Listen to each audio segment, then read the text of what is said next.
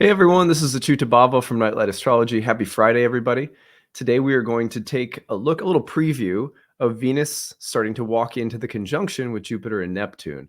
So this is kind of a long process. Jupiter and Neptune have already separated. Venus is in Pisces already and is going to be moving through a conjunction with Neptune and then a conjunction with Jupiter. While they're still both pretty close together in the late degrees of Pisces. And if you give it a 3-degree range, this gives us April 24th to about May 2nd.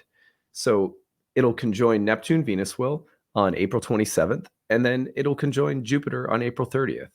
And during this period of time, you have arguably one of the most benefic combinations of the entire year. You have an exalted Venus with a Jupiter in its own domicile, both going through the kind of beautiful, graceful, otherworldly waters of Neptune. So we're going to talk about this more next week. I wanted to just give you a preview of it since you're going to start really feeling it over the weekend. Next week is where it's all kind of constellating, but you'll get a feel for it over the weekend. All right, so before we dive in, if you're new to the channel or if you've been watching for a while, please like and subscribe. Appreciate that. Share your comments, helps the algorithm, helps people find my channel, helps it grow. If you're subscribed, click on the notification bell for updates when I go live. If you ever want to read transcripts of my talks, they are available on my website, nightlightastrology.com, in the blog section, typically within 24 hours of whenever the video is posted. I also want to remind everybody, my new class, Ancient Astrology for the Modern Mystic, starts on June 5th. I'm really excited about this program. I lost my voice last night at the Minnesota Timberwolves basketball game. I went with my wife. We had a lot of fun. They blew a 20-point lead twice in the game and then got beat. So Minnesota sports karma never fails. But anyway, I lost my voice cheering at the game. And so anyway, if you go to the courses page, I'm just saying that because I'm sure I sound really weird. You go to the courses page, click on the first year course, and you can learn more about the upcoming program. Really excited about it. We have more and more people signing up every day now. So there's some things that you're going to want to sign up for soon before it's too late. Let me go ahead and I'll tell you about that. This program is a 1-year program in ancient Hellenistic astrology. You can learn all about what the course covers. It is a great course for people who want to dive deeper into astrology, either for yourself or maybe because you'd like to read for other people, or you just love astrology and want to learn more about it. There's 30 classes on the year, 12 guest lectures. There is a group forum all year round that's staffed with tutors. You can talk to me with questions throughout the year. There are breakout study sessions in between major units, tons of bonus material, as much reading or quizzes as you want. It's kind of each person could go really as deeply as you wanted to or as superficially, depending on what your intention is for taking the course. There's an optional certification test at the end. All of the classes are held via live webinars, but if you can't make them live, they're held on Sundays at 11 a.m. Central Time, noon Eastern Time. They last 2 to 3 hours. And if you can't make them live, the recordings are kept for you on a class website. You get to keep all of the material. So even if for some reason partway through the course you weren't able to continue, you have a year after the end of the course within which to still take the exam if you wanted to, and you get to keep all the material. So this is the payment options at the bottom of the screen, and you'll notice that the early bird payment saves you $500 off if you pay in full. There's a 12-month payment plan if you need it, and then tuition assistance is the thing to be aware of, just because we have a limited number of those, so you want to make sure you take advantage of that. If for any reason you want to take the program, but you need some help, it's beyond your price point, it's out of your budget for whatever reason, especially interested in helping people who, maybe you're a single parent or you're on a fixed income because of disability or whatever the case might be. We just don't want people to be priced out. So make sure that if you want to study astrology and you're like, you know what, the normal price is just outside my budget, and that's not going to change. It's not like we don't want people using it just for a discount, right? We want it because it's like, really, I can't afford to take your course, but I really want to. If that's you, then check out the tuition assistance program. We'd be glad to try to help people out and make sure that no one's priced out of studying a spiritual science. So that being said, if you are in one of my year 1 programs, year 2 and horary classes start June 11th and 12th. You can get all of this on my website, nightlightastrology.com. Okay, so now let's put up the real-time clock and take a look at this transit that we're looking at. So here you can see on the screen, this is April 30th, and you're going to notice in the seventh house that Venus is conjoined with Jupiter. And I'm just trying to find, where's my pen? Usually I have like a little pen. It's somewhere in here. Here it is. Ah, perfect.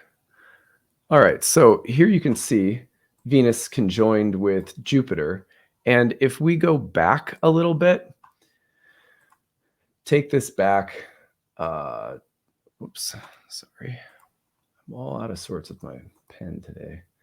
So here it is coming in around Sunday. You're going to see Venus get into the 3-degree range with Neptune. And that's really in Hellenistic terms, when you get planets within 3 degrees, they're called engagements. And that's when you really start to see the combination pop.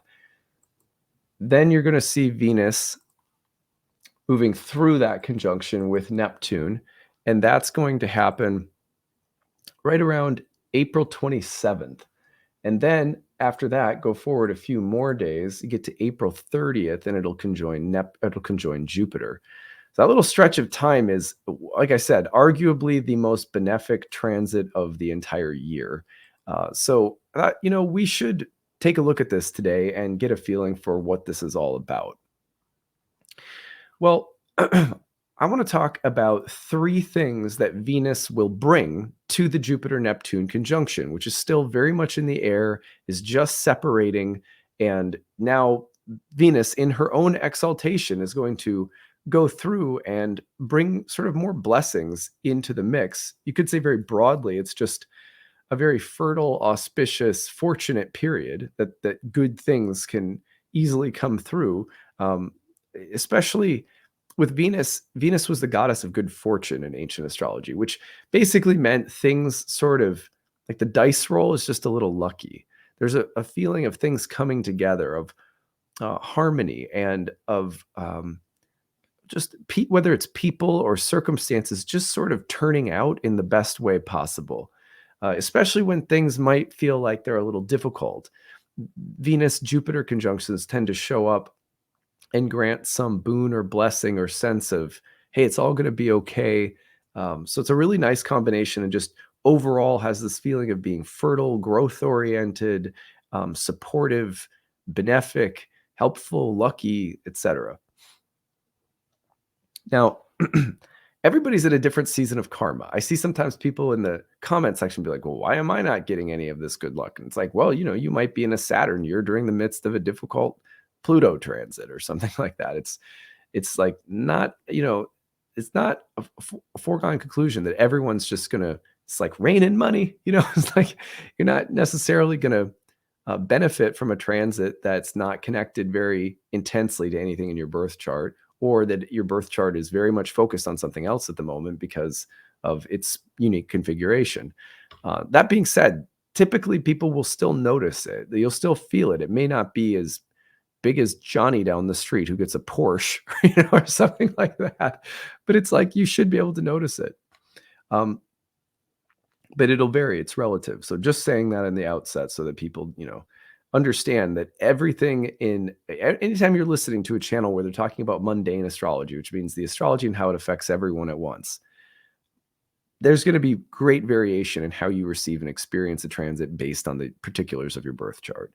But that being said, again, just to reiterate, you still should be able to feel and notice transits in general. Like no matter what transit is, sometimes the volume's at a 10, sometimes that's at a 2 for me personally, for example. But I've trained myself to be able to notice the effects of the planets, the energies that they represent, and so forth. Well, let's say that Jupiter and Neptune, broadly speaking, bring a feeling of redemption, hope, and faith. Broadly speaking, they support a sense of vision, or the potential for something to develop on the horizon. We talked about that at length when we've already talking about Jupiter and Neptune. So if that is the case, then what does Venus bring into the mix? And I want to talk about 3 things. Excuse me. The first is The Art of Seeing.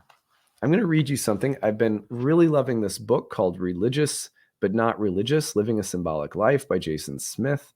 He is a Jungian, and this book is fantastic. This book is kind of a challenge to that phrase, spiritual but not religious. It's definitely not like, trying to dismiss that phrase, but it's also saying, look, the idea behind spiritual, not religious, where does that come from? What's the aversion to religion? And is it possible to be someone who, has aspects of religion or a religion you were raised with that still have a really important home in your psyche without getting so identified with it that you might lose yourself or end up eventually feeling that sense of disillusionment that people often feel with religion. So it's a really beautiful book, and if you've ever been part of a religion and then walked away from one, you'd really, really love this book. Also, if people are like, I resonate with yoga, I resonate with elements of Buddhism.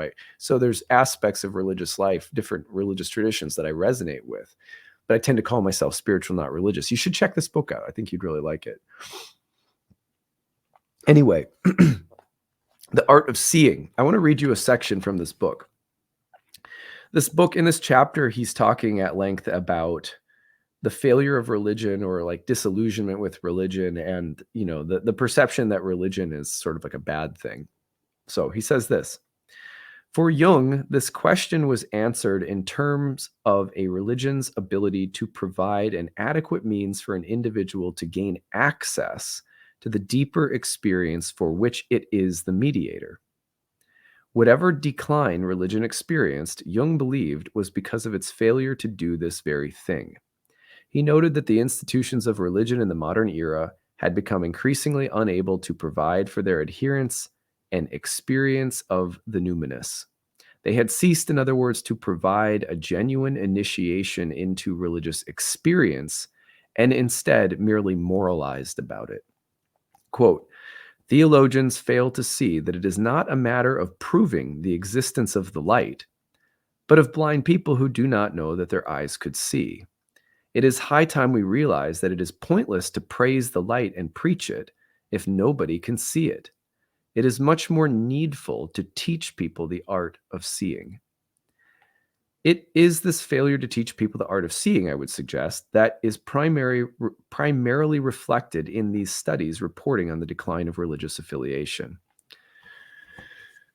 I love that so much, because if there's anything that, moves me as an astrologer, like what captured me about astrology originally was the fact that here's embodied religious experience. Like every day that you study transits and then you go out and you see them and you experience them, that higher divine being or presence or intelligence, that source, that whatever that divine thing is, call it the Tao, there is evidence of it. It's showing up in your life. You experience it and you feel it, and you know what Saturn feels like. You know what Pluto feels like. You know what Neptune feels like. It's amazing.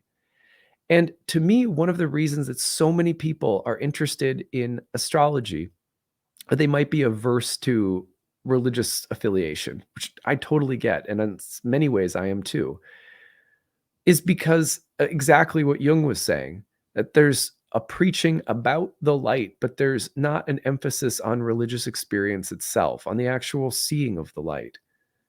If we just preach about the existence of something and moralize about it, we're stripping back the number one thing that gives any of those sentiments or any of that that moralizing any power to begin with.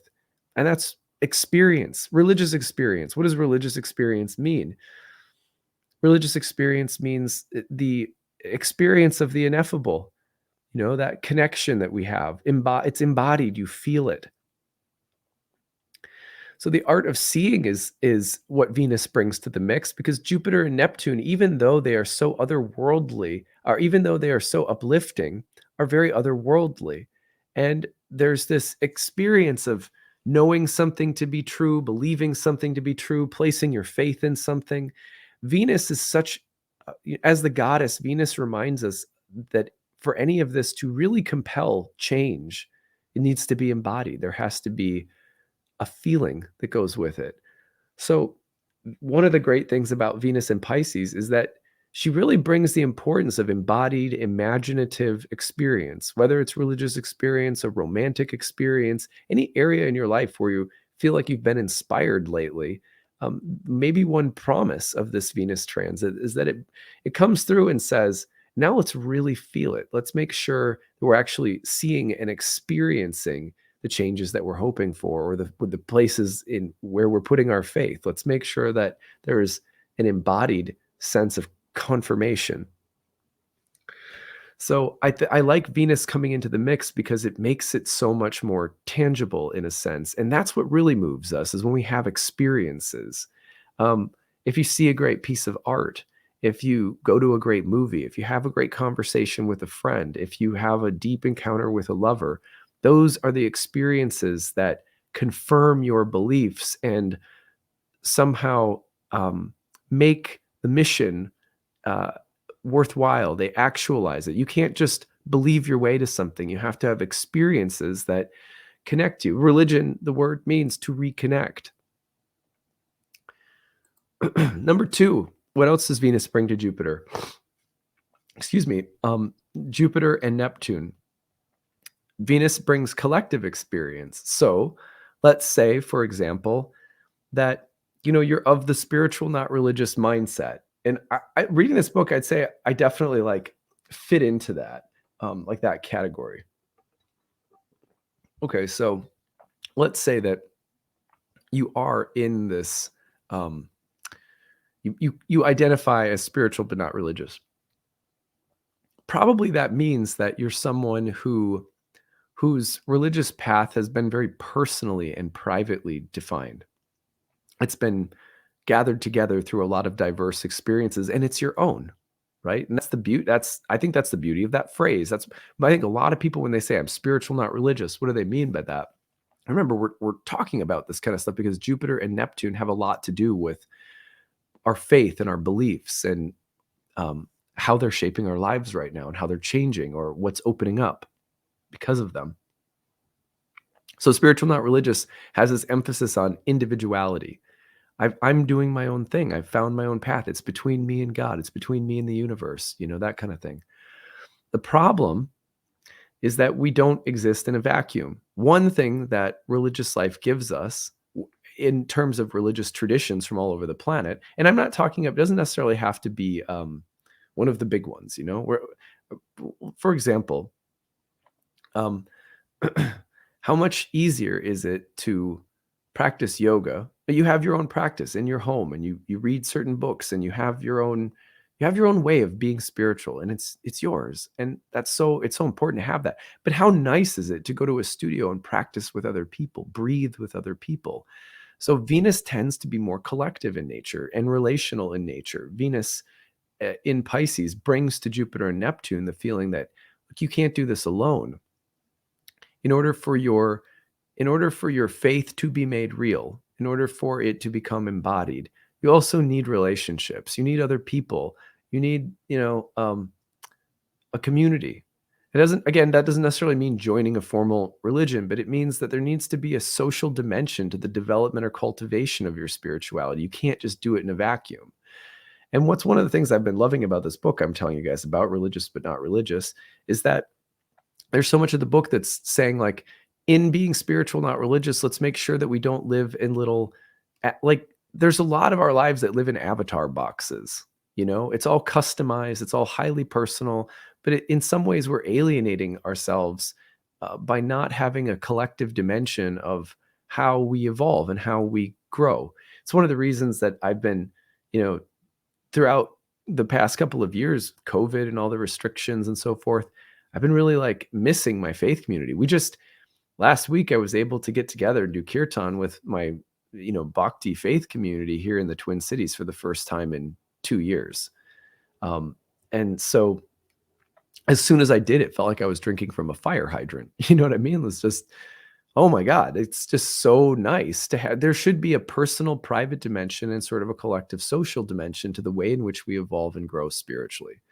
That's the simple point. And Venus really tends to highlight that, the need for harmonious connections with other people as a way of growing our vision for life. So, collective experience. And finally, Venus brings the confirmation of the senses. There's a weird, again, this kind of goes back to the art of seeing, but there's a way in which we have been taught, especially in religious traditions around the planet or philosophical traditions, that our senses are unworthy, that they are, you should not trust them, that there's, you know, higher knowledge and truth is something you find when you, at the very least, are naturally very skeptical of what your senses tell you to be true, like your physical senses. In bhakti, we make a really big deal of countering this by saying, um, your senses should confirm the reality of your faith. For example, in bhakti yoga, putting flowers on the altar, incense, candles, colors, dance, singing. Many of the great saints in the bhakti tradition write poetry, like Rumi. If you've ever read Rumi's poetry before, it's so embodied, it's so sensual. And so, if we're not bringing along the sensual dimension of who we are into how our faith and our spiritual life is evolving, we're leaving something out. It's very similar to saying that we need embodied experience of that which we believe.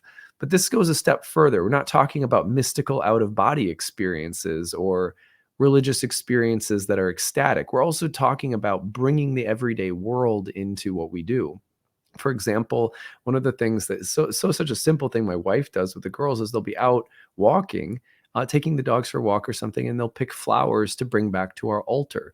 It's just a simple way of showing our girls and ourselves, we need it too, that the world is divine, the world is beautiful, and your senses should be able to participate in truth. Truth and beauty for ancient philosophers were part of each other. You couldn't separate them. But a lot of what we do nowadays is about, like the mantras that we tend to tell ourselves are not beautiful to speak. The mantras that we try to use to effect change in our life they're not beautiful. They're just powerful, but they need to be beautiful too. Like for example, I think one of my favorite, we used to do this in our yoga teacher training programs at our studio. We would make vision boards. Now, you guys have probably heard me rip on them before because I'm not a big fan of making them myself. But every time I end up making them, and my wife kind of like wrangles me into making one with her, I always feel like, in terms of what we're trying to grow in our lives, or maybe what our intentions are for a season of our life, to represent those intentions through things that delight our aesthetic sense, that's really important. So what does Venus bring to the mix? It says bring beauty into whatever you're doing, whatever you're trying to open or create. Don't let it just be mental. Try to adorn it. Did you know that in the ancient world that Venus was associated with the cleanliness of temples and the adornments that were a part of temples, whether it was the robes, the incense, the flowers on the altar, the cleanliness sweeping, like a, have you ever seen the Buddhist monks like sweeping the zendos or whatever? This sense of like clean, beautiful places, or clean and beautiful adornments. We should bring that kind of tending to the imaginative and aesthetic dimension of our lives. Can't just believe in things in some empty vacuum. The senses have to come along. So those are three things that I've been thinking about lately as this transit is perfecting. Again, it's April 24th to about May 2nd that you're going to see this really coming through. And next week, we're going to spend more time talking about it. I think we'll probably take it through the horoscopes, looking at all the 12 signs and so forth. Might do a live cast. This is another big transit on the year. It's uplifting, but I also felt like, let's look immediately at what Venus might bring that's unique into the general sort of Jupiter Neptune vibe that we've been looking into the past couple of weeks. So anyway, thank you guys for listening. I hope you guys have a great weekend. We'll be back together on Monday. If you haven't already, please like and subscribe to the channel. Really appreciate that. Helps the channel to grow. and click the notification bell for updates once you do. Transcripts are available within 24 hours, usually on my website. You can check out the blog page, nightlightastrology.com. Don't forget, my new class, Ancient Astrology for the Modern Mystic, begins on June 5th. Check out the need-based tuition option if you think it might help you. Hope to see some of you in class soon. All right, that's what I've got. Have a great weekend, everybody. Bye.